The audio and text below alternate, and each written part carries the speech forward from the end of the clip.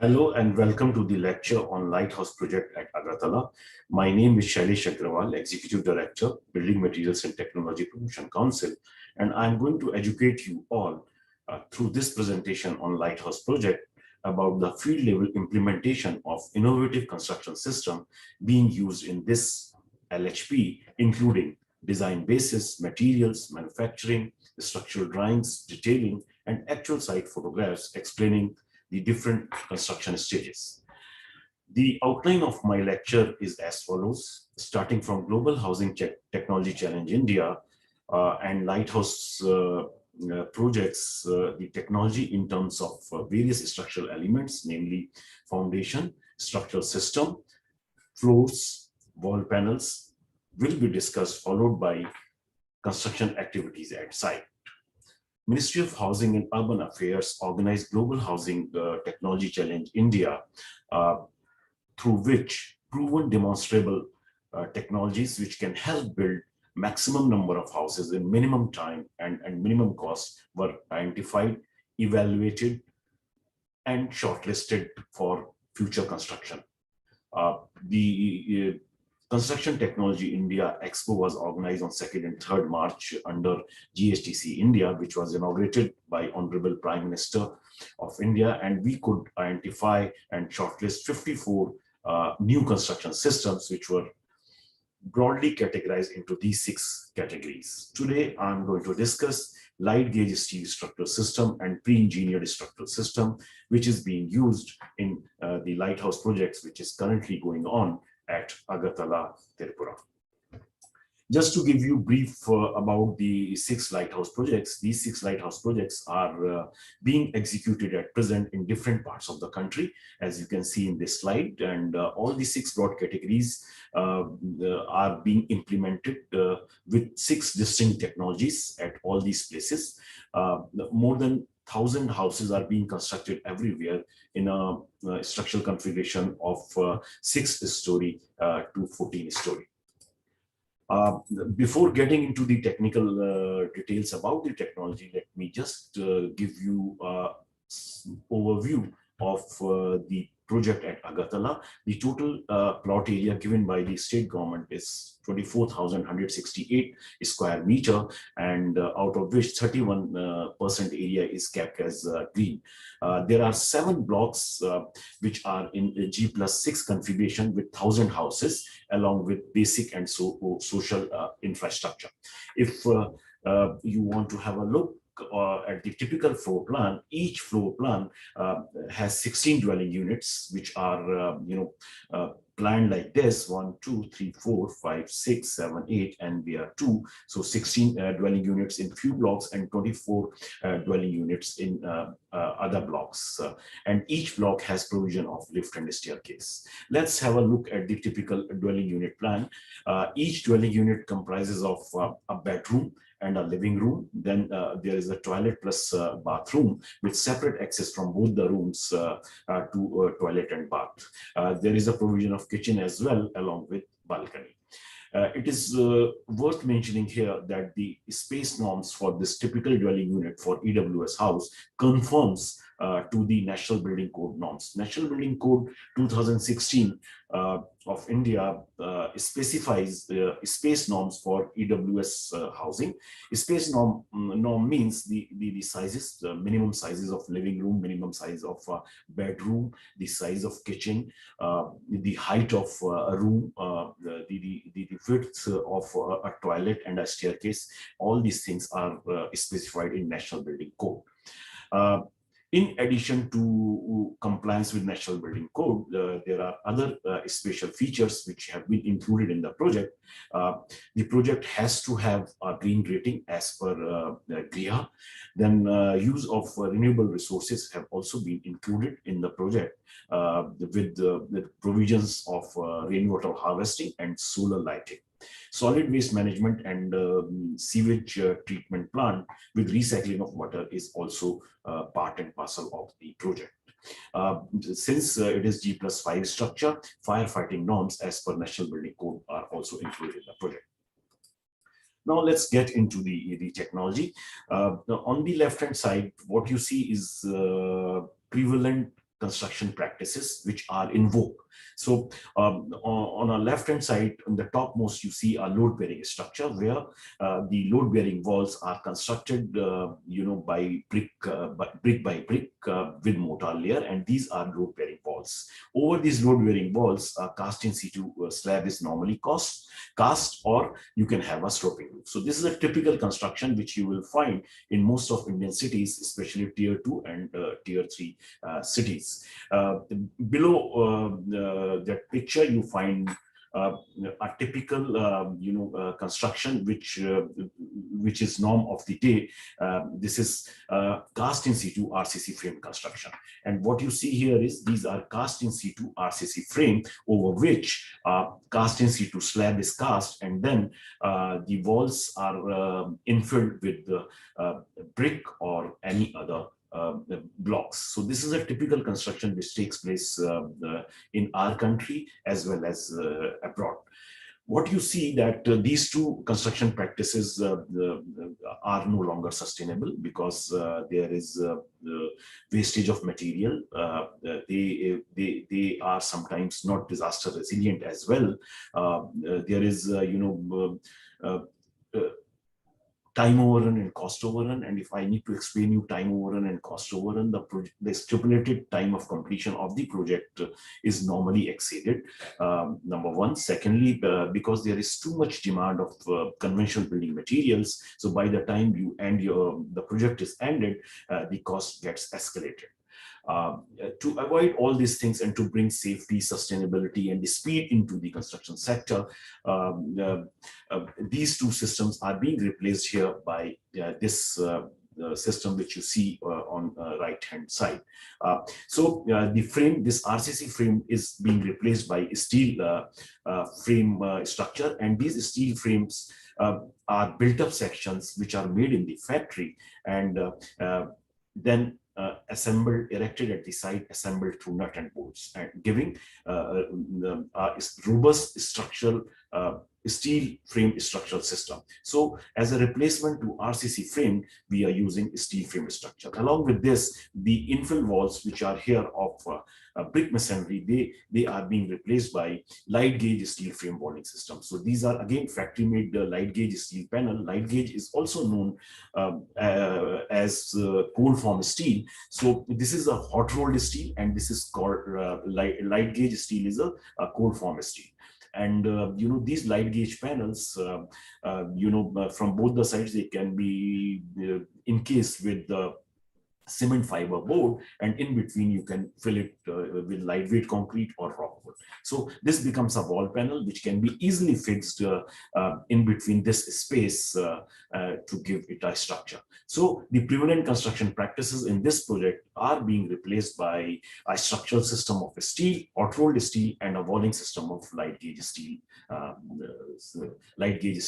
framed system.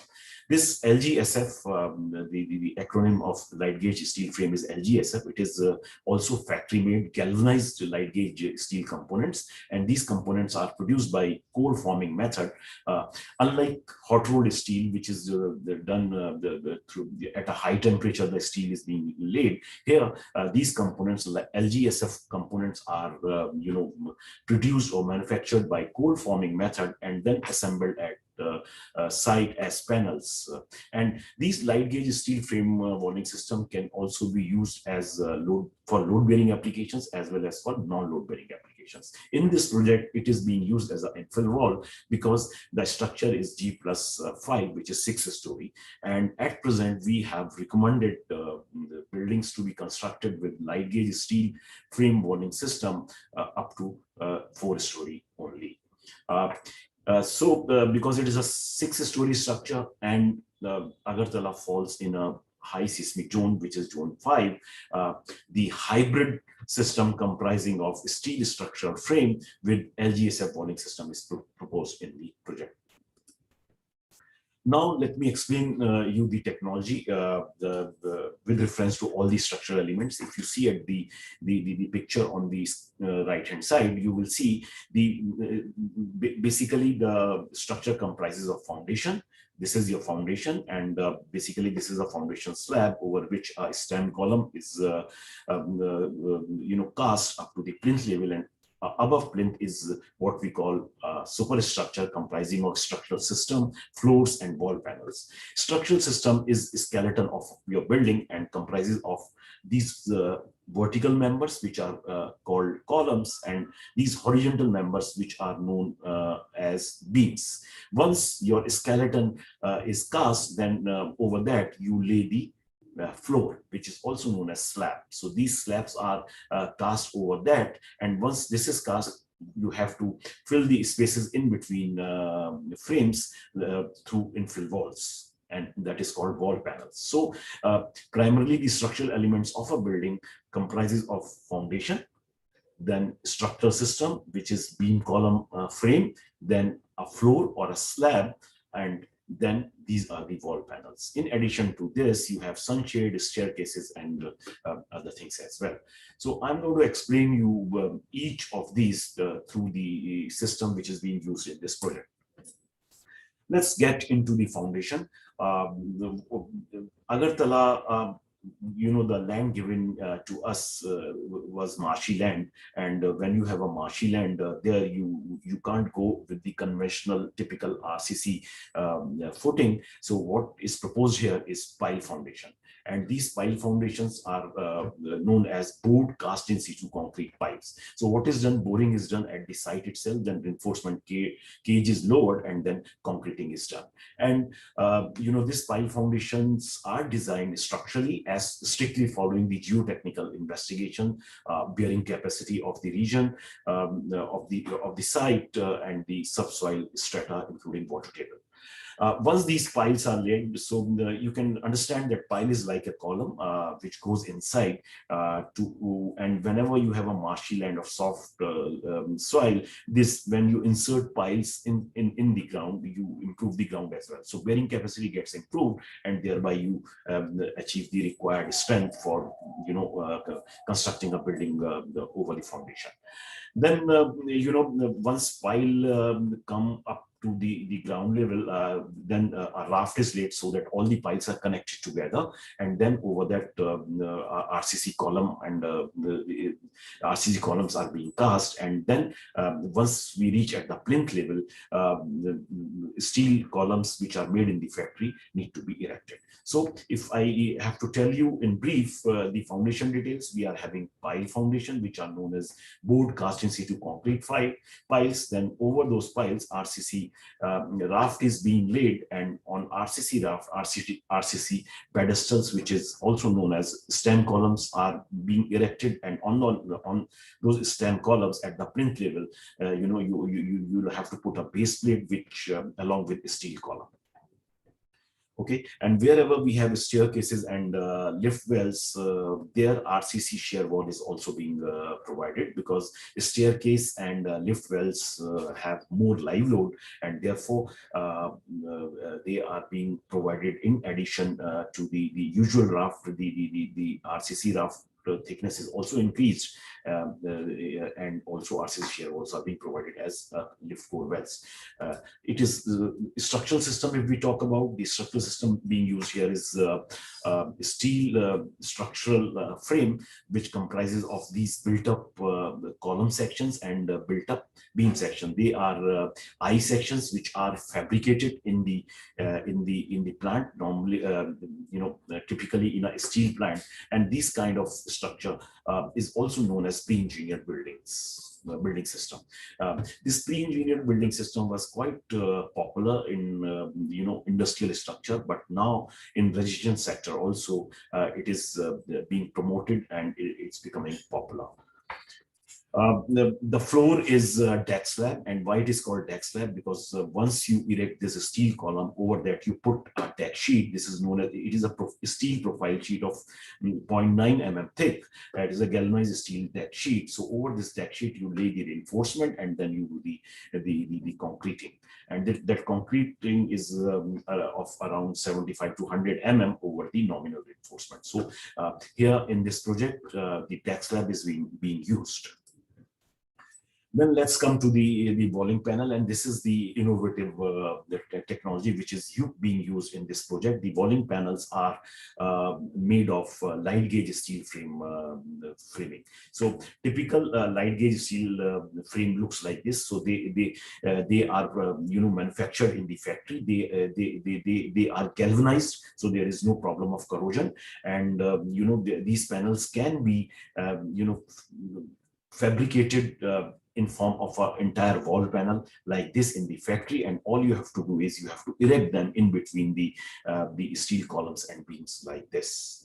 Okay, and LGSF, typical section of LGSF is a jet section and C section. They are very thin, having high strength to weight ratio.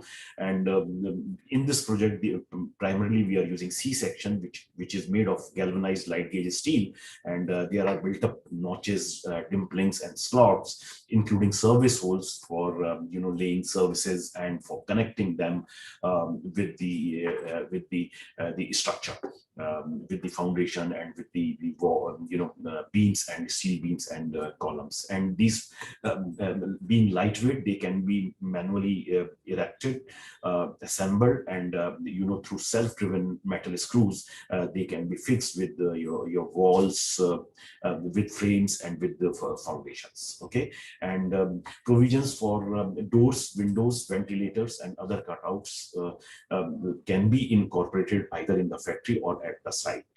Once you do once you erect this light gauge panel, what you see in this slide, from on both the sides, you have to cover it, and for covering it from both the sides in this project, we are using a calcium cement fiber board, or you can use a calcium silicate board. There are other variants available as well, but here the cement concrete panel is being fixed on both the sides. So this is a cement concrete panel, which is again made in the factory, and the hollow space in between is filled with lightweight concrete. This lightweight concrete, let me explain you, is the concrete which is without aggregate. So it is made with foam, and it's very light because there are no aggregates. So this is a lightweight concrete. So this light gauge steel frame, which is done in the factory using using galvanized cold form steel, and then both the outer face of a wall and the inner face of the wall are fixed with the cement concrete panel, and the space in between is filled with lightweight concrete. So that is the technology which we are using in this project. There are other variants also available. Instead of cement concrete panel, you can use a cement fiber board or calcium silicate board, and the in-between space can be filled with rock wool or mineral wool. A typical setup of the light gauge steel manufacturing plant is shown here, and it's a very simple plant. What you have is you have galvanized steel coils which look like this, okay, and then you loop the coils in a decoiler, something of this kind, and then these coils are passed through a computerized roll forming machine. So once you put this coil into a decoiler, and then you pass this coil, which is very thin, through a roller forming machine to get the desired section, which can be jet section, which can be C section, or any other customized section which you require. And once these sections are being made, then you can see here, so like this, and this is how this section is coming out from this roll forming machine, and all these machines are handled through computer. And this is a machine of FrameCAD, which is one of the leading company in the world for manufacturing these light gauge steel framing thing. So once you get this section, then these sections are again depending upon your project requirements, they are given the shape of wall panels, and you can have rectangular panels, and then later either at the site or otherwise at the factory itself, these panels can be joined together through screws. Once you make these panels, then you have to properly stack them and then transport them to the site. The closure look, as you can see, this is that coil of steel I was talking about, galvanized iron, the core form steel, and this is how it looks like, and this is a photograph where the panel is being extracted from that machine. So a typical light gauge steel panel will look like this, a rectangular panel, and then you can join them together. And this panel, which is shown here, is particularly used as a horizontal member, as a girder, or as a beam member. And what I showed here, these are the panels which are used for walling. Now let's come to the wall frame. Having erected the steel frame as a structural system for walling, you are using this light gauge steel frame, and as I told you, the thickness is 0.7 mm thick steel sheet from which this is being made, and they are being galvanized with aluminum zinc alloy, and the coating has to, the galvanization has to be as per the international and national standard for cold forming. And there is also Indian standard available on cold form or light gauge steel, which is IS 801 1975. This code has been reformed recently, and the code is also revised. And for steel structure or hot rolled steel, there is another dedicated code for its design and construction, which is IS 800 2007. The another advantage of light gauge steel frame is it has lightweight, so it has high strength to weight ratio, and being galvanized, there is no problem of corrosion, and the durability. They are highly durable. As you can see in this right hand side, these panels can be very easily erected over the already laid foundation or beam, and through self-tapping or self-driven screws, you can manually fix these panels with the adjoining structure or beam or column. Just to continue our wall framing the thing, if I need to tell you about the C-section. So C-section has a web depth of 89 mm by 39 mm, and there is a lip of 11 mm. So if you see this, so this web, what you see here is 89 mm is the height, and the width of this is 39 mm, and they are punched with dimples and the slot through which they can be connected. These slots are normally given in the web so that you can connect them easily. Okay, what you see here is the typical detail. What you do, you put a tracker on a already laid foundation, already laid plinth or foundation, and over that you erect your light gauge steel panel and then connect it through a nut and bolt system. So these slots are pre-made. These slots are already made in the factory, and once you erect them, all you have to do is you have to put a self-drilling tapping screw for jointing the members. And similarly, when you erect a side-by-side panel, so you can connect these two through these screw. Okay, and when you are fixing these frames or over RCC slab or tie beam, so you have to put a the rubber pad of neoprene because to avoid vibration and other things. Okay, and these frames can be supplied. The entire wall panel can be made in the factory, or they can be supplied in a knockdown condition, so that you can erect them at the site. So this is a typical detail, and this is that web I was talking about. So this is around 89 mm, and this is around 39 mm, and this small portion which you see is the lip, which is 11 mm. So this C section is quite sturdy, being and has high strength to weight ratio. Now, once you have because this is already made in the factory, and all the slots, dimples, the punches, all are being done in the factory. So you have to use special screws, and those screws need to follow the specifications. So all these screws are as per international standards. So connecting frame to frame. So if you have to connect this is one frame, and this is another frame. So if you have to connect connect these two frames, so you have to use frame assembly screws as per the detail given in ASTM. And normally these are self-drilling type screws which are of size 10 by 25 mm. Then for erecting the wall and connecting those walls with the adjoining structural member, you have to use 8 by 25 mm hex washer head type screws, which is again based on ASTM standard. Then for fixing over this, you have to fix this precast concrete panel. So for fixing this precast concrete panel as well, you require galvanized steel screws of self-rivet type with a size of 8 by 50 mm. Then once you fix this wall panel is ready, and you have to put this wall panel with the foundation as well. So to put this in the foundation and foundation anchor boards, the size is given here. So the point which I want to make here is that because everything is being done in the factory, so you have to follow the minimum standards and minimum specifications, and you need to put the specified issues which are normally being supplied along with these panels.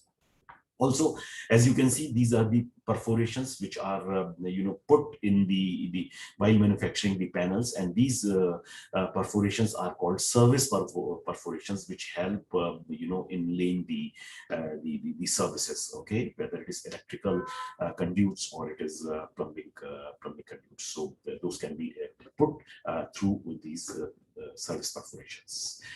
Next, let's come to the cladding, because once you erect these panels, and as I told you, these panels, they can be the entire wall panel can be made in the factory and then transported, or otherwise with a simple procedure by putting these self-driven screws, metal screws, you can make the entire wall panel at the site and then erect it over there.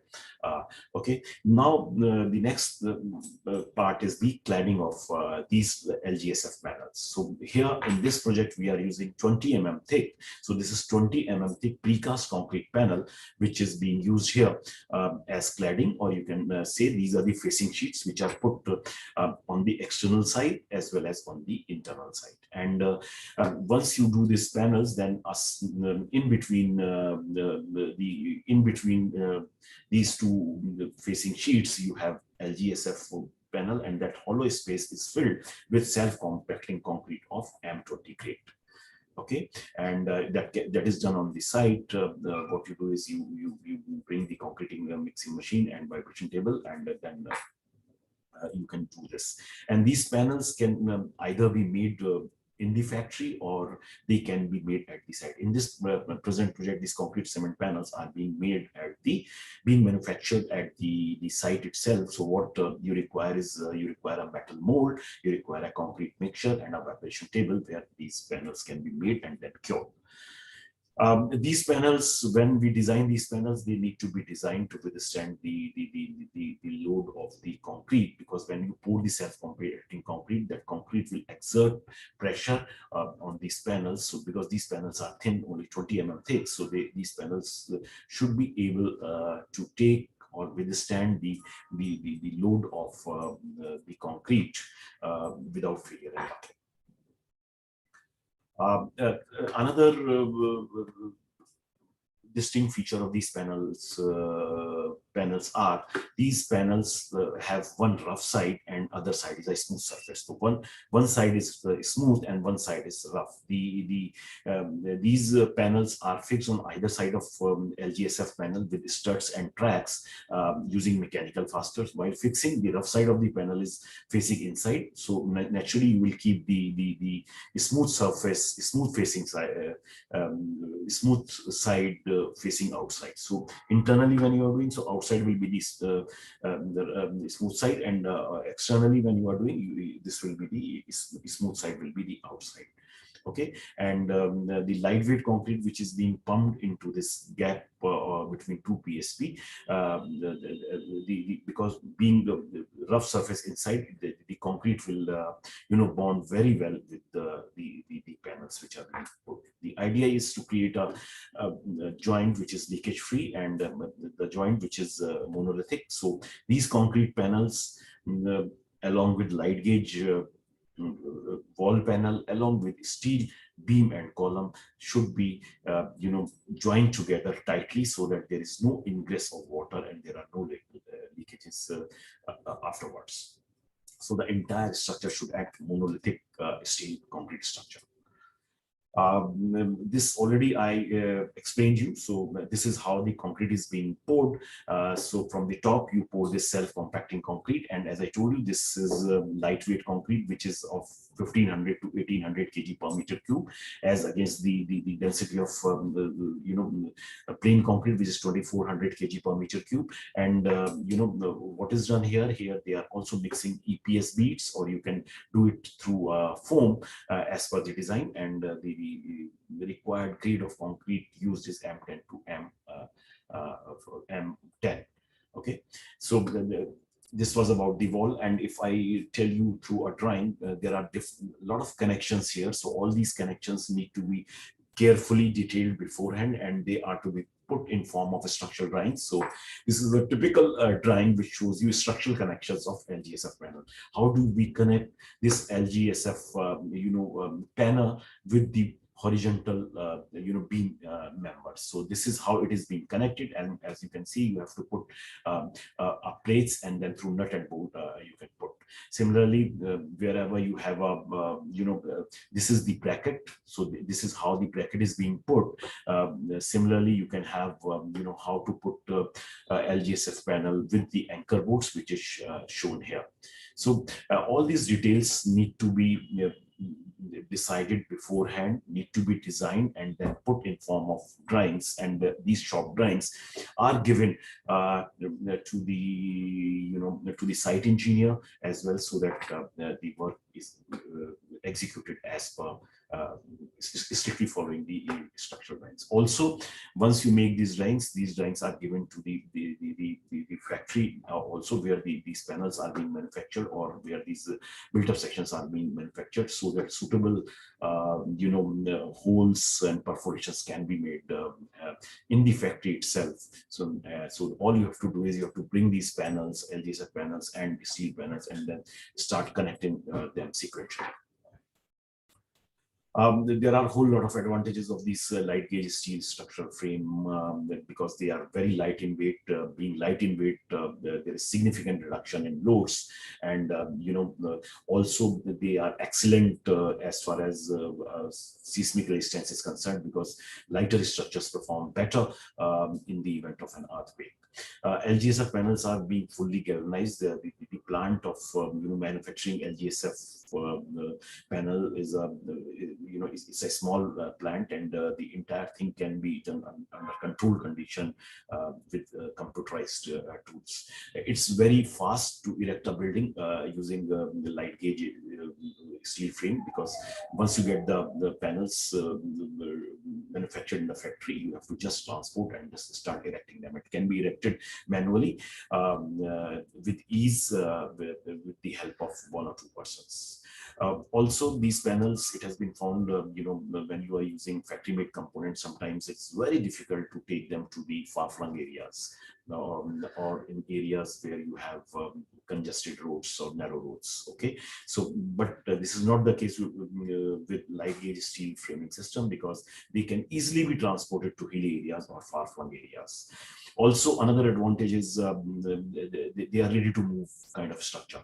You can move these structures from one place to other, so which becomes very handy when you are putting intermediate shelters in areas where disaster has taken place. So for rehabilitation of disaster struck areas and to provide immediate shelters, this can be used. Also, steel being recyclable, it's a green, it offers a green sustainable option of technology, because steel and this light gauge also is recyclable, and it can be recycled a number of times. Also, in India, this light gauge and this particular combination, which I just explained to you, have been used during this pandemic time to construct hospitals and isolation wards. Let me also tell you what are the essential requirements, because it's a special innovative technology. So you need to train the workforce, the artisans and laborers need to be need to be trained. about the technology, about erection, about assembly. So you require especially trained, skilled workforce for this. Also, for all these technologies which we are talking about, you need to plan your services, whether it is MEP or it is or any other service that need to be pre-planned, because alteration at the later stage becomes difficult, and if at all you want to do alteration at the later stage, it may endanger the structural integrity of your entire system. So that if you feel so, that is the drawback, that you have to pre-plan everything, and at later stage it is difficult to uh, change or alter that service. Okay, door and window positions also are pre-decided, and erection, as I told you, it's a sequential process. So erection, all the panels are to be numbered, right from the planning stage, then to the design stage, then to the structural drawing. All these drawings and all need to be shared with the manufacturing plant, and then while transporting, they have to come in sequence, and then when we are doing the erection and assembly, that is to be done sequentially. So it has to be done under supervision of trained staff. But technology being simple, even the existing manpower can be trained to assemble these panels and erect these structure at the site with ease. As regards finishing items, one need to take, because we are putting the fiber cement panel, and then these are light gauge steel frames, so you have to take proper care for fixing tiles, and for other electrical fittings like putting an AC or putting a water closet. You need to take proper care. The project is is being executed on design and build basis, where the implementing agency, which is Ministry of Housing and Urban Affairs in this case, provides the detailed specification for the project, and based on that, the agency need to give the design, and that design need to be vetted by a third party, which is in this case IIT, and once the design is approved, then the structural drawings are shared with the site people, and then construction starts. For this project, the technology provider and construction agency both are same, and which is Mitsubishi Housing Private Limited. For doing the design, you need to prepare a design basis report. Earlier, the approvals were given based on the drawings, but after Bhuj earthquake of 2001, a design basis report was made part and parcel of any structural design. So first and foremost thing is to prepare design basis report and get its approval. So design basis report gives you in detail the loads for which building is to be analyzed and designed. You have to give the design philosophy, which says that the kind of structure you are assuming for design analysis. You have to give in detail the codal provisions which you are using, and it has to strictly follow national and international standards. Then you have to carefully calculate wind load and earthquake load. For this, Agartala being in the highest seismic zone, the earthquake loads need to be carefully calculated and then applied to the structure. So if I have to tell you about the design basis, the structure, substructure, which is the foundation below ground level, it is a pile foundation, and which is RCC, and then we have a raft, and over raft RCC columns are being erected, and at the plinth we are putting the steel columns. So substructure is RCC, so the relevant standard is IS 456/2000, and then superstructure is hot rolled steel built up I sections, okay, and for which the code is IS 800/2007. And wherever there are lift and staircases, there again RCC, RCC shear walls are being used. So design is done for RCC piles, then RCC rough foundation, then steel structure, including RCC shear walls.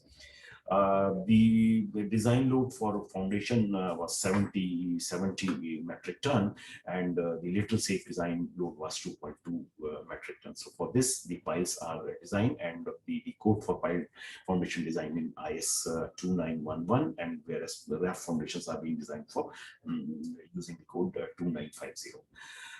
This area, Agartala, being in a very high damage risk zone as far as wind speed is concerned, and on the right hand side, what you see is the wind hazard map of India, which is based on the National Building Code of India 2016, and the same map is given in IS 875 Part 3.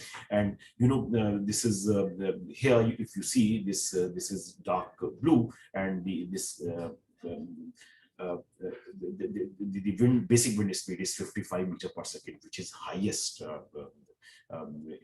for Indian conditions. So 55 meter per second is the wind speed, and then depending upon the size of your building, depending upon the topography, importance, and the other factors, design wind speed is calculated using the formula which is given in code, which is basic wind speed multiplied by these modifiers to get the design wind speed. That design wind speed is then converted through an empirical formula, again given in IS 875 Part 3, which gives wind pressure as 0.6 times design wind speed square. And once you know the wind pressure, that wind pressure can be converted easily by multiplying it with the exposed surface area to get the design wind load. So that's how wind load is calculated, and that wind load is applied at each story, and structural analysis is carried out, and then structural design is done. Agartala, again, being in highest wind zone, as well as it is also being in the highest seismic zone. As you can see on the right hand side, this is the earthquake hazard map taken from Vulnerability Atlas of India of the Building Materials and Technology Promotion Council, and the same map is given in IS 1893 Part 1. And this is the most important code. Please remember this code for your future endeavors. IS 1893 need to be referred time and again. Whether you are doing a work in Zone 2 or in Zone 5, you need to refer 1893 for load calculations and for other features.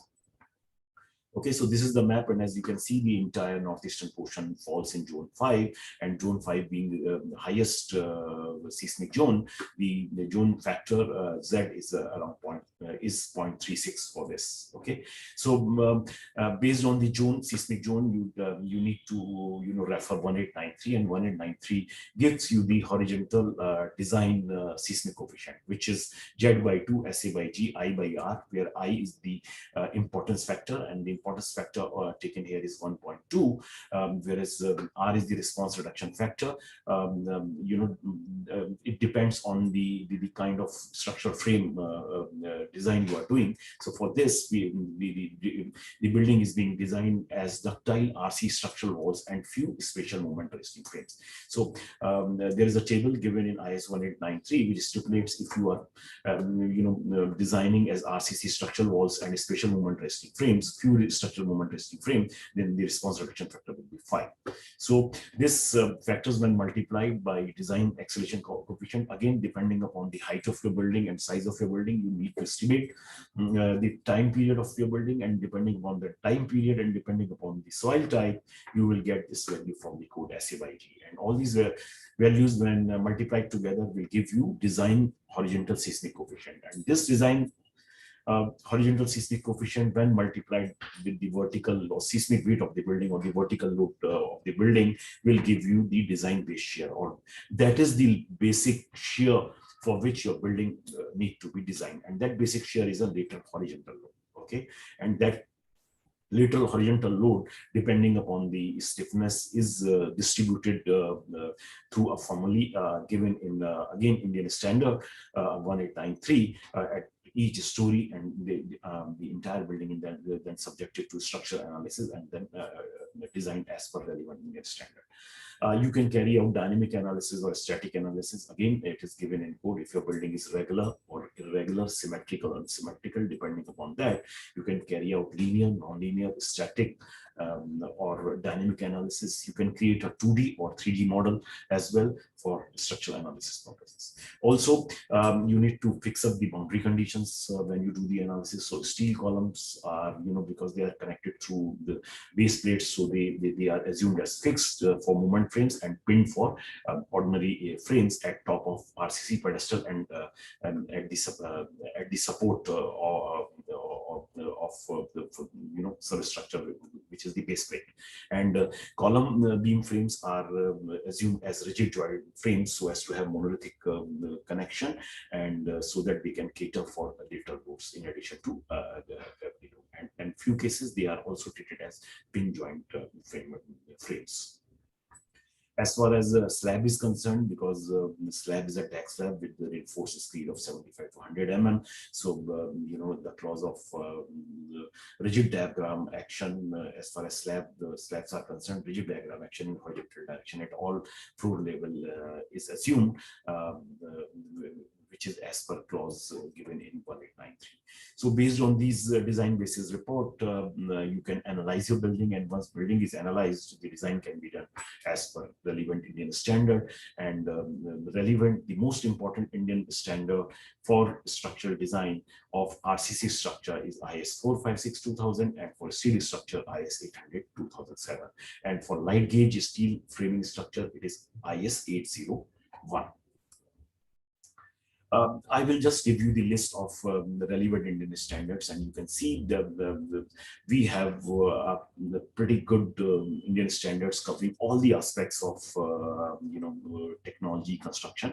So for load calculation, the most important code is IS 875. It comes in 5 parts, and it covers earthquake load, it covers snow, it covers, sorry, not earthquake load, it covers wind load as well as snow load. For earthquake load, we have a different code, which is 1893. So this list, you should write it down, or you should keep a copy of all these codes with you, and you need to refer these codes whenever you design, analyze a structure or a building or do a project. And nowadays, these codes can easily be downloaded from the website of BIS, and the HTTP is manakonline.com. So by going to manakonline.com and creating your user ID, you can download most of these codes, which was not earlier available. So I strongly recommend that as a professional, as engineers and architects, and as technograhi, you must have a copy of these Indian standards. So these are the standards on loads, and as I told you, 875 covers all loads except earthquake load. And for earthquake load, we have 1893. Again, 1893 comes in different parts. For general provisions, this is part 1. Then for liquid retaining structure, there is another part. For dam and embankments, there is another part. For tall chimneys kind of structure, there is another part. Then we have the number of codes for structural steel. As you can see here, the most important code for structural steel is IS 800 2007, which was reaffirmed in 2017. Then for IS 80, then we have for light gauge or cold form steel, we have a code IS 801. So these two codes are very important. And for other steel built-up sections and other, for tubular sections, we also have codes available. For composite construction as well, there is 1384 is a code. For bolts also, there is Indian standard available.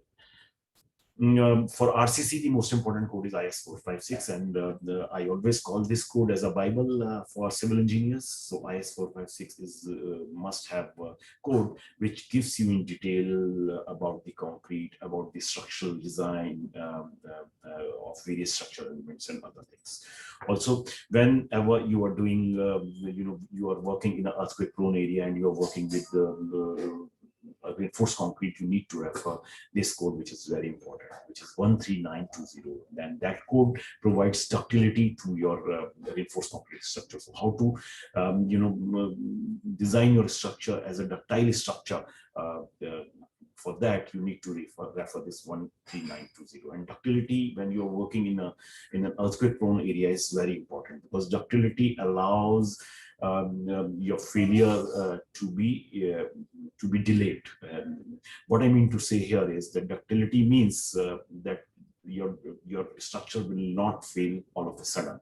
The failure will not be sudden, and through ductile behavior, you can avoid the sudden collapse of your building, and which is the design philosophy if we talk about earthquake resistant design. Also for general provisions, there is another standard 4326. So if you are doing a general, if you want to know about the general provisions of earthquake resistant design and construction, you need to refer 4326. Then for foundation, depending upon the kind of foundation, type of foundation, for each type, we have Indian standard available. So here we are using a pile foundation. So 2911 is the code for pile foundation. Then for raft, we have 2950 is the Indian standard for raft foundation. And for other foundation comes in the category of shallow foundation. Pile is a deep foundation, and isolated footings are normally categorized as shallow foundations. So for shallow foundations, wherever you have combined footing or isolated footing, there is an Indian standard available, which is 1080. Having done the load calculations and having decided the design basis report, you have to create the model, computer model of your structure. And this is what is shown here on right hand side is the computer generated 3D model of the building, which I just explained to you. So, okay, you can see here, this is the structure. These are the RCC shear walls, lift and staircase wells, and this is the 3D model. Now, this 3D model will be analyzed for so many load combinations, and again these load combinations are given in code. And if you see, there are two conditions given. Then whenever you are applying a load, one load, lateral load will act only in one direction at a time. The lateral, earthquake load can come in X direction, Y direction, Z direction, but while analyzing, you have to apply it only in one direction. And similarly for wind load. Also, there is a condition that earthquake load and wind load will not act together. They will act separately. They need to be analyzed separately. So if you look at these load combinations, for earthquake load you will get 13 load combination, and similarly for wind load. So for these 13 plus 13 load combination, you have to analyze your building, and then you have to carry out the structural design as per relevant Indian standard, again for the worst possible load combination. So it cannot be done with manually. So you need to resort to computers, and thanks to advancement in the engineering knowledge and computer aided design, we have a number of softwares available, and a few of them are written here: StatPro, ETAP, SAF, SAFE, SAP, Abacus. These are the softwares where you can you can create the model of your building. This is a 3D model. You can create a 2D model as well.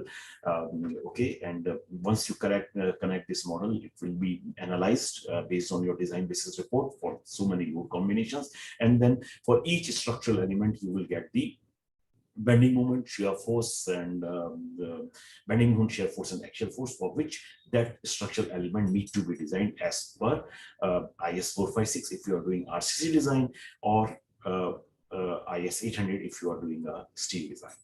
Okay, and as I told you earlier as well, you can carry out static analysis or dynamic analysis. You can carry out linear analysis or non-linear analysis using these softwares, and these softwares are now made compatible with Indian standards. So what you have to do is, once you create the model, you will, for the worst load combination, you will get the structural design automatically done. So that structural design can be used. Here, I would also like to tell you that the structural design means what would be the dimensions of your structural elements. If it is RC, then what would be the reinforcement, and then what should be the jointing details if you are doing a steel. So what should be the, in steel you have a suppose you have a I section, so what should be its modulus, what should be its moment of inertia, what should be its area. All these things can be checked from structural design by carrying out the structural design. Also, there is another very important software, which is AutoCAD, and we all must have knowledge of that AutoCAD, because that AutoCAD is being used for drafting purposes or for creating structural drawings. Earlier, these drawings were done manually by draftsmen, but nowadays, little knowledge of AutoCAD is also must for engineers. Also, whenever you do structural analysis and design, you need to cater for these two limited states. One is limited state of collapse, and one is limited state of serviceability. So the design philosophy is the building should never collapse in its lifetime. So that is called limited state of collapse. So the building need to be designed to avoid collapse of the structure. One. Second, limited state of serviceability means the structure should remain serviceable for for during its life. Okay. So for these two limited states, the entire structural design is being carried out. So with this design basis, we do carry out the design, and once the structural drawings are made based on the structural design, those drawings are approved by third party, and then those drawings are given to the factories for fabrication of steel columns and beams, and also shared with the agency so that they can start the work at the site.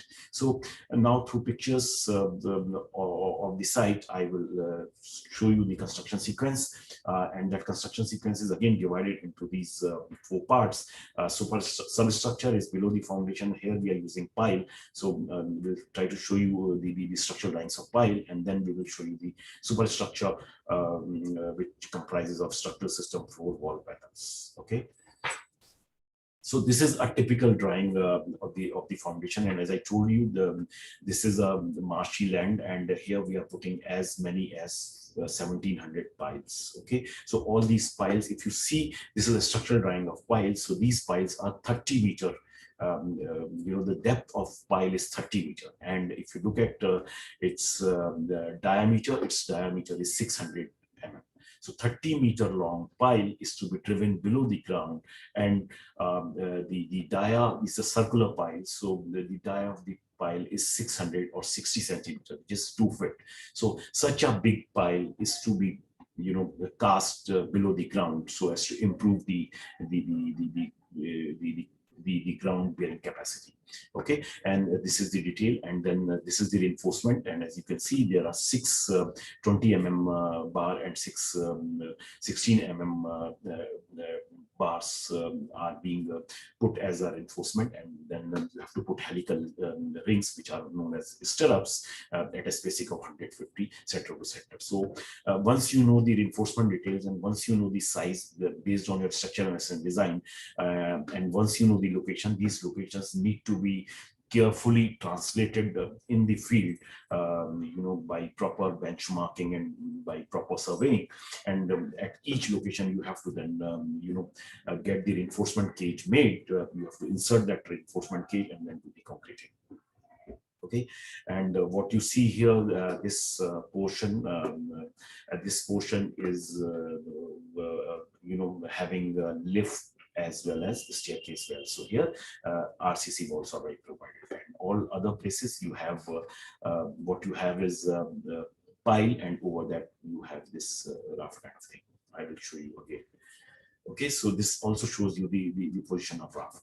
This is a typical setup. So what you see, this section is drawn at the lift well level. So what you see, these are the piles. So once these piles come at the ground level, then you have to do some excavation, and then you have to put this raft. So this is a raft. Idea of providing raft is to connect all the piles together. And whenever you construct any structure, or whenever you design any building, the entire building should act in a box-like fashion. And Agartala being in the highest seismic zone, you have to have a monolithic structure. Monolithic structure means in the event of earthquake, the entire structure should act monolithically, or should get shaken together. So once it acts like a box, all the elements will act together, and which is the good practice, and which is one of the the philosophy of earthquake design, that all the structures should act in sync in case of horizontal shaking. So right from the foundation level, you connect all the piles. So in case of ground shaking, all the piles will act together to counter that earthquake load. So all these piles connected through a raft, and over that raft, you can put here, because it's a lift well, so you are putting a RCC wall. Otherwise, you will have column here, and then over that column, you will erect the steel column.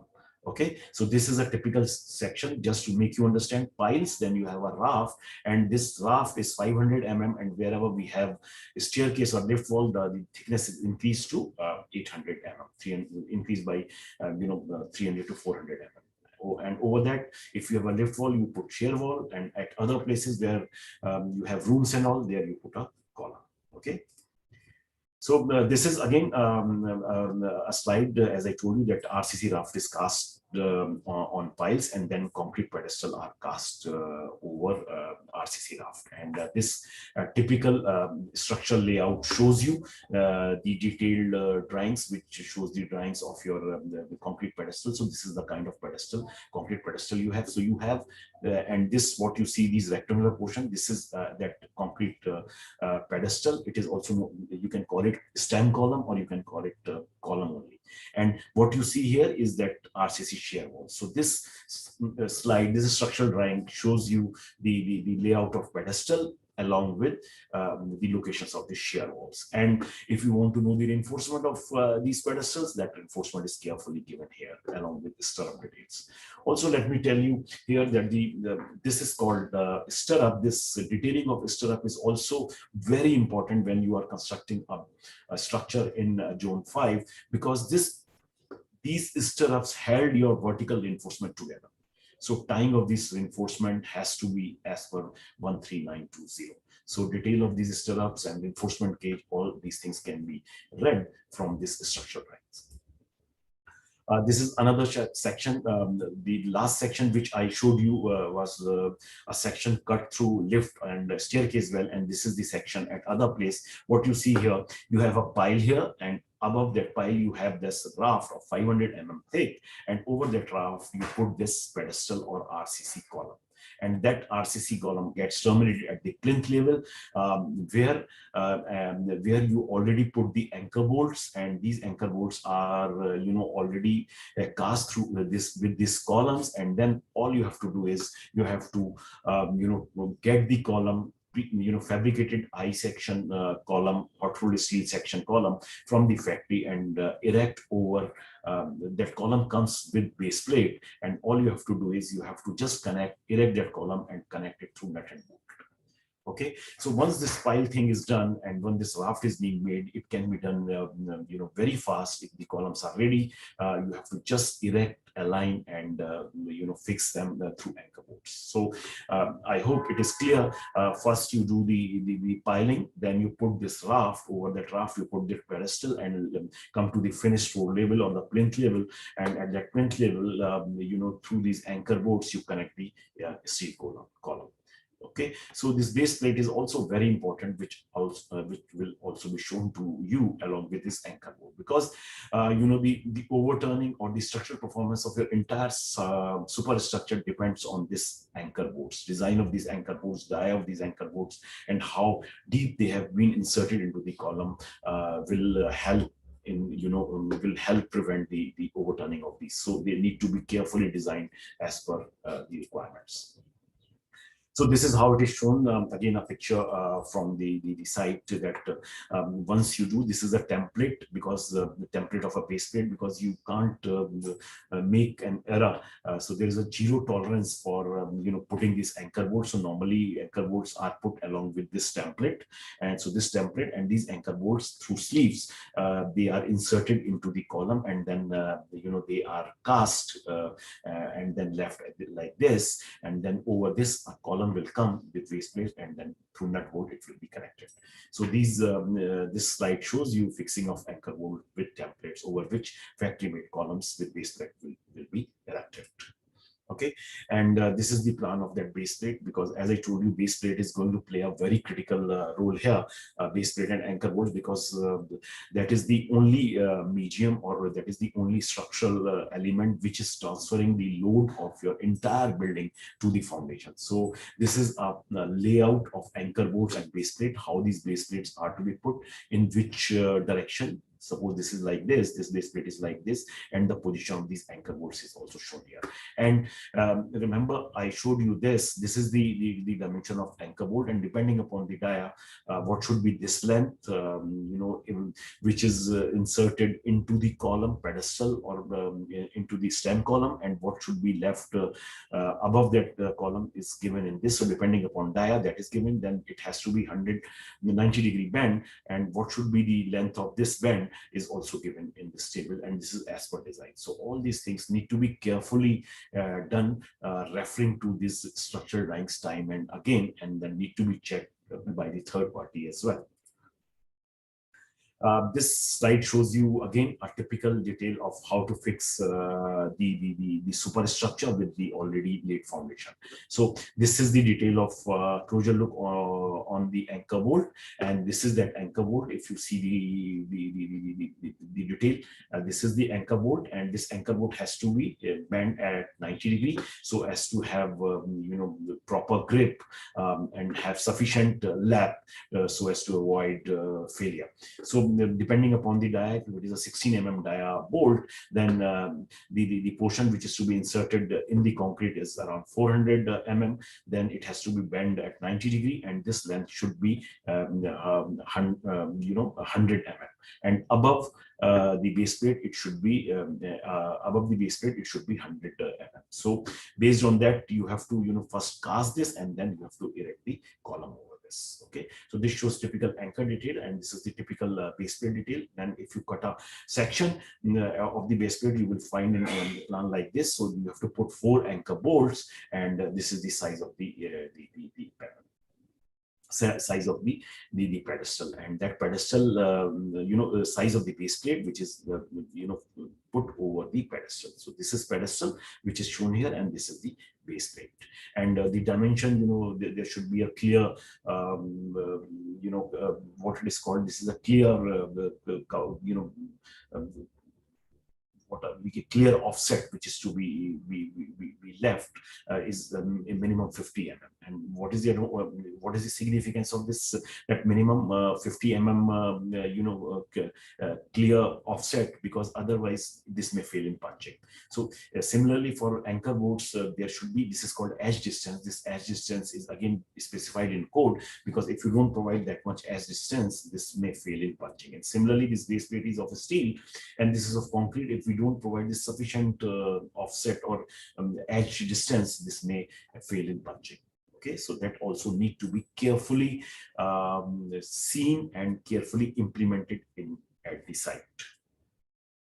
Once concrete pedestals are cast, then you connect those pedestals using plinth beam. Okay, so once you have come to the finished floor level, all the concrete pedestals, which we can call RCC columns, they are connected at the plinth again by the plinth beam. So it's a very robust foundation system we have proposed here, because what you are doing here, you have a 30 meter deep pile, which is the 600 with a 600 dia, 2 foot dia pile of 30 meter length. It's quite huge, so you need to ensure proper structural integrity or monolithic. You have to ensure monolithic action even for all the piles. So all these piles need to be connected at proper level. So what we have done in the design, we have connected these piles at the ground level using a raft, and that over a raft up to the plinth we have put RCC pedestals, and those pedestals are again tied together through plinth beam. And idea is to create structural integrity and monolithic action, being in highest spectrum. Unfortunately, in this project, there is not much to show, because right now the work on piling is going on. There is the piling work itself is huge, because there are around 1750 piles which need to go 30 meters below natural ground, and the diameter of each pile is 600 mm. So right now the work on pile is going on, and also the weather there is not favoring the contractor.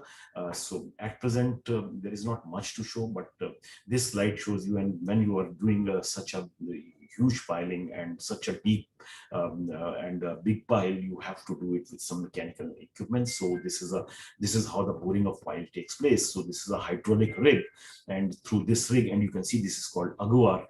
So this aguar is through this hydraulic rig, this aguar is inserted in the ground to create a bore, and once that bore is created, you will put a reinforcement cage. Okay, so once that bore is done, then these reinforcement cage, again, they need to be carefully. Reinforcement detailing is the most important thing when you are working in seismic zone 5. These reinforcement cage, these are called reinforcement cage, are being made side by side, and at the same time you are doing this bore through this hydraulic rig, and which is connected with this aguar. So this aguar helps in creating a hole in the ground, and once you make this reinforcement cage, then this reinforcement cage is inserted, and then concrete is being done. Also, let me tell you, what you see, a circular kind of thing, these are called helical reinforcement, or it is also known as shear reinforcement, or it is also known as stirrup.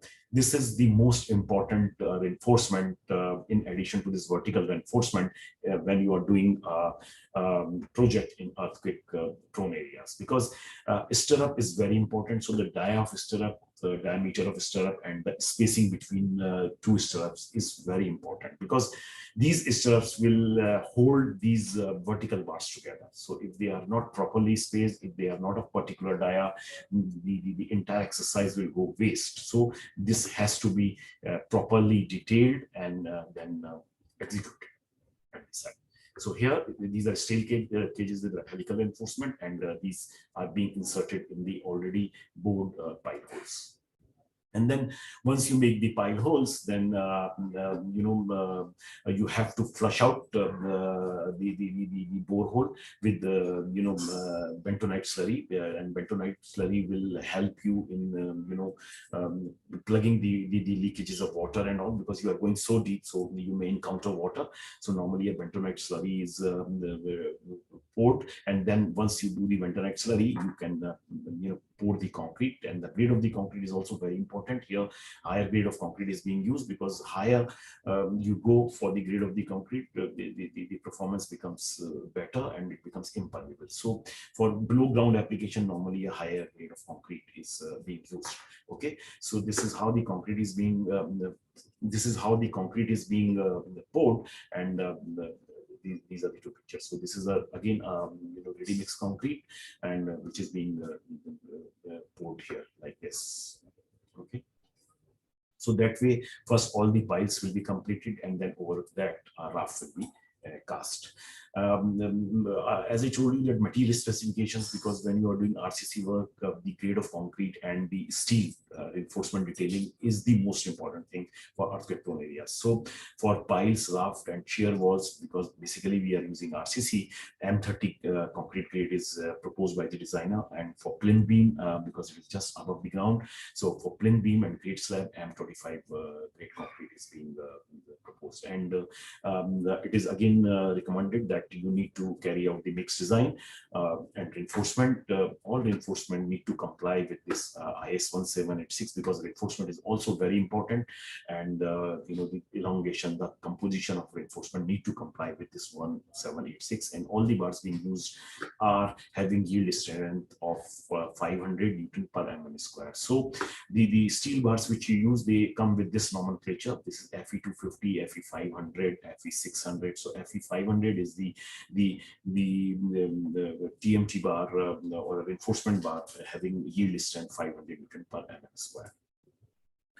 The IIT Delhi did the concrete mix design for this project, and concrete mix design is very essential when you are doing the mass concreting, and when you are using concrete at such a scale, because this will help you conserve materials. You can optimize the use of these precious materials, cement, aggregates, and you can achieve the desired compressive strength by optimizing the use of materials. So as you can see here, as against M30, because of good mix design, you are getting a strength of 40.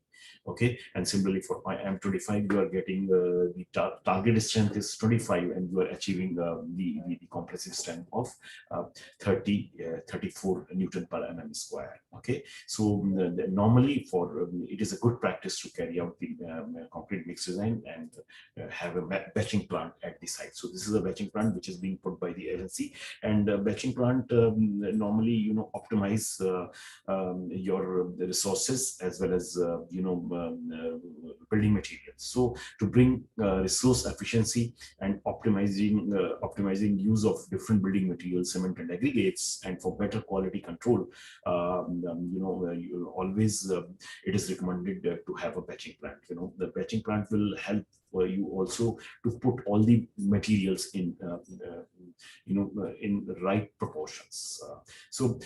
It's like making a food. If you want to have a tasty food, you have to put all your ingredients in a right proportion. Similarly, for concrete, if you don't put the ingredients in right proportions, you will not get the desired output in terms of compressive strength, slump, and other things. So it is very important when you do a project of such kind that you carefully put the ingredients in right proportions. That is one thing. Secondly, you can do everything on papers, but how to get them executed at the site is another story. So batching plant, computerized batching plant will help you assure what you have done on papers. Also, all the sites must have a quality control and quality assurance lab. And this slide shows you a compressive testing machine, because whenever you do concreting, you need to cast cubes, and those cubes are used to ascertain the quality of concrete, okay, in terms of compressive strength. So you make those cubes, and then through this compressive testing machine, which are nowadays computerized, you will put the cube here and try and find out the compressive strength. So if that compressive strength is below the target strength, then that means the concrete has failed, and you have to do the concreting again. So the strength of the cube need to be more than your target strength. And that is why the quality labs are being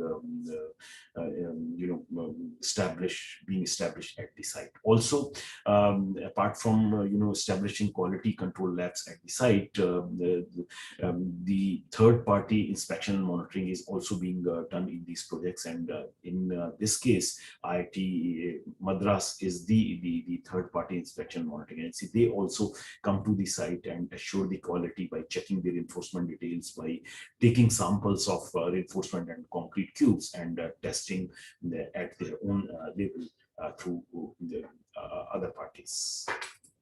Okay, now let me come to the structural system, and there is not much to show, because right now the piling work is going on. So whenever we reach to the structural superstructure connection level, we will share those slides with you and explain you those things. But just to give you the idea that this is the structural system which we are using. These are factory made, built up IE steel sections which are being manufactured in a steel plant, and once they are ready, they will come with all the holes and all, so that you can simply assemble them at site by putting nut and bolts and through gusset plates and all. For the time being, I will show you through sketches and drawings all these structural system, and later when we do it on site, we will share that presentation as well with you. Very important, in order to transfer the load to the foundation. Let me tell you here that the purpose of a building is to transfer the loads to the foundation, or to the soil, or to the soil strata safely through your building.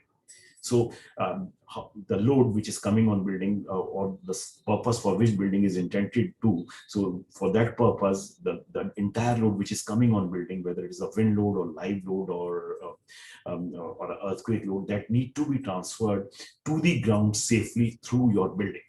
And the structural system helps transferring that load through foundation to the soil. So you need to have a clear-cut load path through which the load should be transferred, and it has to be, structural integrity need to be ensured. If there is a cut in a building, so what will happen? Your load will not get transferred. So you need to have an integral action, so there is a smooth transfer. Or if I tell you in earthquake parlance, your structure should have a clear-cut load path for transferring the load of the structure to the foundation. So therefore, you need to design, detail all the connections carefully, and implement them at the site carefully. under proper supervision. So this slide shows you connections. How to connect column to column is shown here. When you are putting a column over others, so on a length, the column is to be connected through nut and bolts in the web and flange portion. So here you can see here, this is the web portion, this is the flange, and through a plate you can connect these two columns. So this is how it is to be put, and minimum number of anchor bolts and all these things are to be designed as well. Similarly, if you want to connect a shear wall with the steel beam, this is how it is to be done, because at few places we have lift and staircase well. So how they are to be put, because you are using concrete on one hand and you are using a steel on other hand. So both these things cannot be joined as it is, because one is concrete and one is steel. So what you have to do is, while doing the casting, you have to insert a plate, steel plate, which is called the base plate. It's a steel plate or base plate which is inserted here through lug bars, and then through nut and bolts and teeth angles you connect your web and flange of your beam with this steel plate. So that's how steel beam is connected with your RCC wall, and this is the section which you can see. So it is connected at the web level here with bolted connections, and what you put is a plate here, a steel plate which is connected through lug bars, and then it is connected through nut and bolt. Okay. Similarly, each joint will transfer the load to the you have a slab. From slab, load will go to the beams, and beam will transfer this load through beam column connections to the column. So beam column connections are very important for structural integrity and for for having desired objectives or desired performance. So again, the beam column joints are designed in two categories. One is beam, one is shear and moment connection, and one is shear connection. So wherever we have shear connections, primarily shear connections are used for transferring only the shear force, and beam and moment shear connections are being used to transfer shear as well as moment connections. So wherever you have shear connections, this is how it is being done. So again, through a base plate and cleat angle, you connect the flange of your beam and column through nut and bolt. So this is how this connection look like. And if you cut a section, it is shown here like this. So there are 6 nut and bolts which are being put here, and this is the plate which is inserted. So flange of beam and column are connected together to create a shear connection. And if you are doing a moment connection, then you have to connect it at both the in both the portion, means the web and flange of beam and column are to be connected. And let me tell you, this is the flange. This is both the sections of beam and column are I sections. So this is the flange of a beam, and this is the and this vertical thing is the web of the beam. So this is web and this is flange of the beam. So here, as you can see, and this is your column. So column web is connected with the web of the beam. Okay, so this is the web. So that is to create shear connection. And here, as you see here, even at the flange and even at the web, both the places this is being connected. So as you see here, so this is your web portion and this is your flange portion. So that is how beam and shear columns are to be connected. And the performance of any steel structure will depend on how effective your connections are. So all these connections are designed based on your structural analysis and following strictly the Indian standard. Also, there are a number of codes available which gives you the kind of bolts you have to use, what is the strength of these bolts in terms of yield strength. All these things need to be seen, and those specifications need to be followed. So I will just show you that these are the different codes which are to be used when we talk about structural steel material specification. As you can see, for fabrication erection or built-up section, you use IS 800 and IS 7205 for when you are doing the fabrication in the factory. So what are the tolerances? Those tolerances, and even at the time of erection, what is the tolerance which is allowed is also given in the code, and one needs to refer these codes. All these steel material, what is the testing, surface condition, what kind of protective treatment is to be used depending upon the environment in which you are working.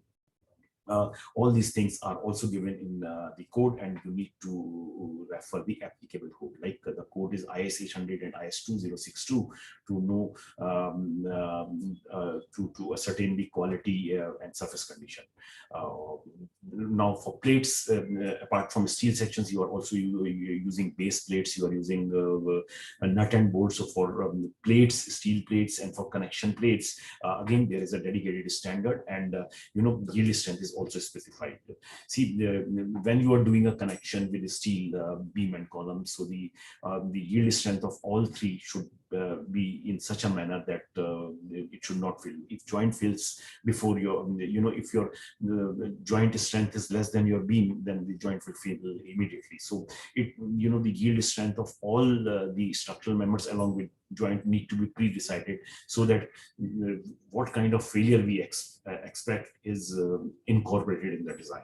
Okay, so all these plates need to be of particular yield strength, and that is again given in code, and their specifications are also drawn in these codes. Okay, so all connection plates, base plates, it's not that you just take a plate from the market. It has to have a specific specification in terms of yield strength and in terms of the composition. Same is the case with anchor bolt, and as I've been telling you, when you're connecting a superstructure which is of steel with the RCC foundation, everything depends on your base plate and your anchor or holding down bolt. So these bolts and anchors and number of anchors, their dia need to be designed through structural analysis, and then they need to be provided of a specific strength and of a specific specification. So like here, the anchor bolts being used are the grade 4.6, having yield strength 250 MPa. Similarly, high strength bolts which we are being used, conforms to IS 1367. Also, when we are doing jointing, at few places you may require welding. So that's for welding, what kind of welding need to be done, then what is the specification of electrode you're going to use. Those things are also given in codes, and there are relevant standard. When you are erecting a column, when you are erecting a superstructure, then you have to provide braces, temporary braces, which is also known as shoring. So all those things need to be carefully planned beforehand. Also, once you fabricate the components in the factory, once the components are fabricated in the factory, they are to be properly stacked at the factory, and then sequentially they need to be transported to the site. And once you get them on the site, you have to first stack them on the ground. So for stacking them on the ground, you have to have a clear firm ground, and if possible it has to be at a place where there is no ingress of water, because being steel sections, they are prone to corrosion. So you need to have a clear platform, and they need to be stacked in a proper sequence, so that sequentially you can hoist them and take to the site and erect them sequentially. So it's all pre-engineered, decided beforehand, right from the steel plant where you are manufacturing these components, how you are stacking them. You have to even manufacture these components sequentially, then stack them there sequentially, then transport them sequentially, and while deloading, while doing unloading, you have to stack them sequentially and then erect them sequentially. It may look slightly cumbersome to you, but once you draw the sequence on the computer or on your paper, then things becomes very easy. It's like fixing fixing a bed. When you get a bed and you try to fix it yourself, you can do it, looking at the drawing and looking at the sequence. Because so in a similar fashion, you can fix the entire building if you follow a particular sequence, and if that sequence is decided beforehand. Okay, this is also very important because a steel building, it is a steel building. So all these structural components made up of steel, they are to be handled and stored in such a manner so that surface abrasion and damage is avoided. Because it's a steel, so abrasion may cause further damage, so that need to be avoided as far as possible.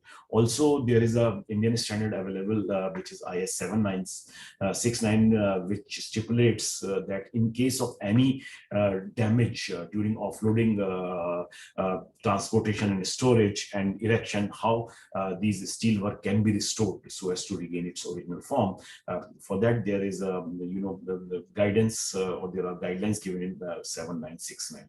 All fastener and small fittings, when you are putting a fastener, so if your site is not clean, if your base plate or your bolt is not clean, you won't be able to fasten it well. So that need to be without dirt, under dry condition. Even wherever you are stacking these fasteners, they should be packed, and when packing is removed and when brought to the site, they have to be properly cleaned. Okay, and then the anchor bolts are also very important. These anchor bolts need to be grouted with especially made concrete or non-stick ground or self-compacting concrete, because that grouting will hold your anchor bolt, which is of steel, with the concrete. So the grouting is done with a special grout. So now let's come to the column. So this is a layout of column, and again, let's see in this structural drawing, you will see that there are four different types of columns. So these four different types of columns will be made will be manufactured in the factory, and you can see these are the layouts. So here this column C1 will come, here the column C4 will come, and how this column is to be aligned and put is also given. This is like this. So longer portion is in this direction. For C4, the longer portion is in this direction. So their dimension, their web and flange dimensions, everything is given in the structure drawing, and what should be the layout is also given in this drawing. So based on this layout, you will start erecting those columns. Okay, then once you have erected beam and columns, then you have to put the slab, and slab being used here is a deck slab. So this is the section. So these are already erected beam. Over that beam you will lay the deck sheet, and this deck sheet is a profiled steel sheet which is of 0.9 mm thick. So with sufficient bearing on the beams, you will put this deck sheet, and over that deck sheet you will put a nominal reinforcement and put a concrete speed of 75 mm. So your slab comprises of a deck slab, and that deck slab comprises of a profile sheet of this kind with nominal reinforcement and a concrete screen. And again, the deck slab can be designed as per IS 456, and you only require a nominal reinforcement to take care of shrinkage and cracking. And this being a deck sheet, it provides, it also acts as a formwork. So these slabs can be, quickly made, and you can have the faster completion of your building.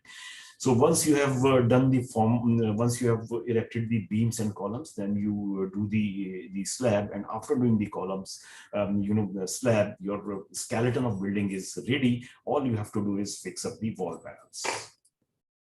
Okay, so this is a typical floor plan which indicates you that when you are putting these deck sheets, how the slope, at a floor, slope of floor is very important. Okay, because so this slide shows you the framing plan. Wherever you are having a moment resting, moment connection, wherever you are having a shear connections, all these details are given in this typical floor framing plan, and it also gives you the slope. Okay, so accordingly you have to keep maintain that slope, and accordingly you have to align your deck sheets. Okay, so based on this first floor framing plan, you have to put those deck sheets and then lay the reinforcement and do the concreting, maintaining that slope. Okay, and similarly all those joints which depending upon the kind of joint you have to connect those joints either as a shear connection or as a shear movement, or as a movement connection. This drawing also gives you the detail about sunken portion. So what you see here, this is a sunken portion. So wherever you have sunken portion means the sunken portion is normally slightly below than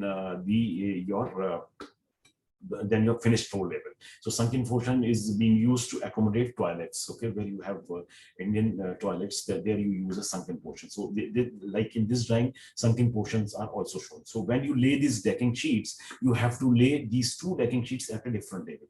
This is slightly below and this is slightly above. So this structural drawing is also very important when you do the flooring work. Okay, and this already explained you. Once you have done what you have done, you have come up to the foundation level, then you have to start erecting these columns, and once beam and columns are erected, you have to erect these light gauge steel frame. Okay, so what is the construction sequence, which is this is written here. First you have to transport these LGSF and steel sections as per the design. Then you have to erect this built up section over the RCC foundation using cranes and connections through nut and bolt and that base plate. You have to anchor, erect these beam and columns. Having erected that beam and column, referring to that floor plan, you have to install decking sheets on each floor, and then lay the reinforcement cage, a nominal reinforcement cage, and do the concrete screeding. After doing the concrete screeding, you have to cure this slab, and now your building is ready to receive your light gauge steel frame. So these all light gauge steel frame panels which come from the site need to be put with the steel frames and foundations through connecting screws, and these panels are put side by side through self-tapping metal screws, and the wall position shall be marked on the floor and the wall structure by using a proper marking system. And after marking, you have to see the straightness, square, you have to see all joints whether they are at 90-degree square, and you have to see the levels through dumpy level. Nowadays magnetic split levels are also available, so through that you have to see all markings and all these light gauge steel frame come with a bottom track. So you have to put that bottom track will help, and on that bottom track it's again a C kind of section, and on that bottom track this panel will be inserted, and that will help you in aligning your wall panel straight, square, and in level.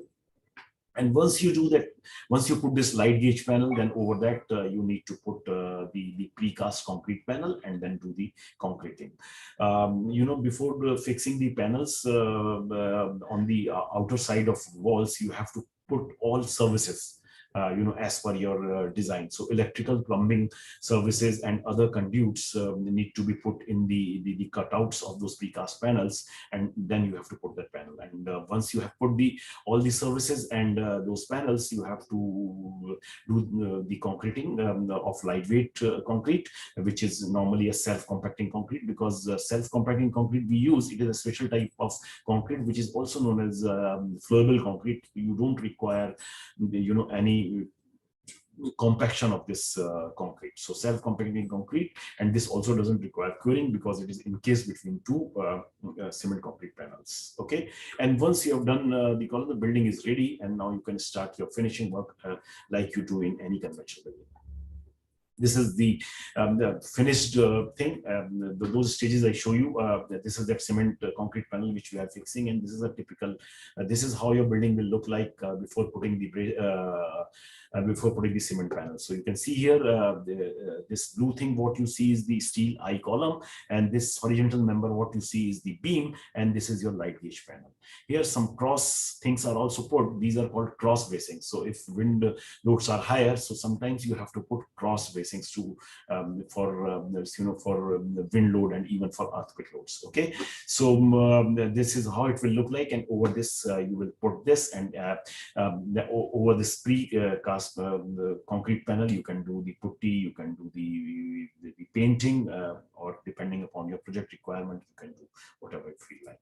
Okay, now let me tell you talk about the finishing and the services. This is how services are being put. As I told you, that you fix the outer panel before, and before fixing the inner panel you have to fix all the services. So you can see this is a a connection box, then these are the electrical cables which are being put, and similarly you can put water things, so, the water pipelines, and you see other plumbing lines. Okay, so this is how the finishing are being posed, and if you see at the roof, this is how your electrical cables are being laid here. And this particular slide, if you see, these are your plumbing arrangements and your sewage lines are being put. And once you do all these things, you put a concrete panel, then you can fix the tiles. Again, tiles are fixed here, need to be fixed properly, and over those tiles you can fix your wash basin and all things. So services,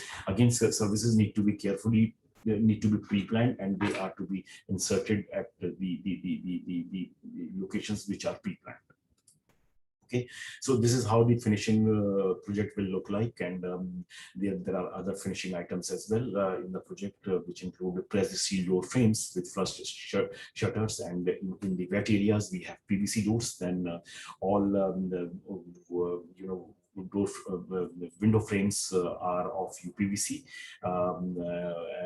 Then vitrified tiles are being used, and anti-skid ceramic tiles are also being used, and in the common areas, instead of tiles, Kota stone is being specified. The other infrastructure facilities, social infrastructure, in addition to physical infrastructure, social infrastructure is also there.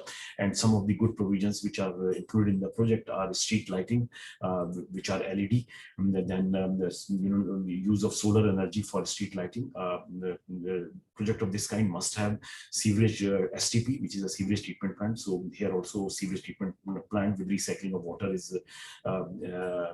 included. Also rainwater harvesting and solid waste management, along with provisions for firefighting, are included in the project.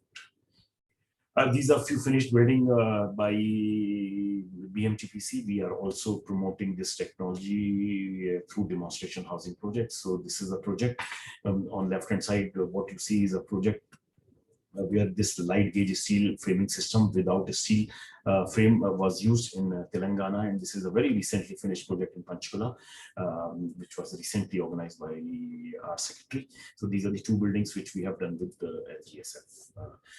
That will be all for today, and being Technograhi, you have access to the gstcindia.gov.in site, and you can see the live status of all these projects, including this project at Agartala. On a daily basis, we are sharing the videos and photographs of the site. So if you want to know further, and if you want to see the status up to date, you can visit gstcindia.gov.in website, and there you will find a tab of live labs, and by clicking that live lab tab, you will get access to all photographs and videos. Also, when superstructure start coming up, I will be sharing those photographs with you, and giving you another lecture on superstructure. In order to inquire further, and if you have any doubts about the technology, or if you want to explore it further, you can contact us at Ministry of Housing and Urban Affairs address. This is the email given. This is the ministry's email, and this is my email, ska@bmtpc.org. So you can write to me if you want to implement this technology. You can we can extend support to you. So with this, I finish this lecture. I hope you understood about the technology, and I hope you really enjoyed it. Thank you very much.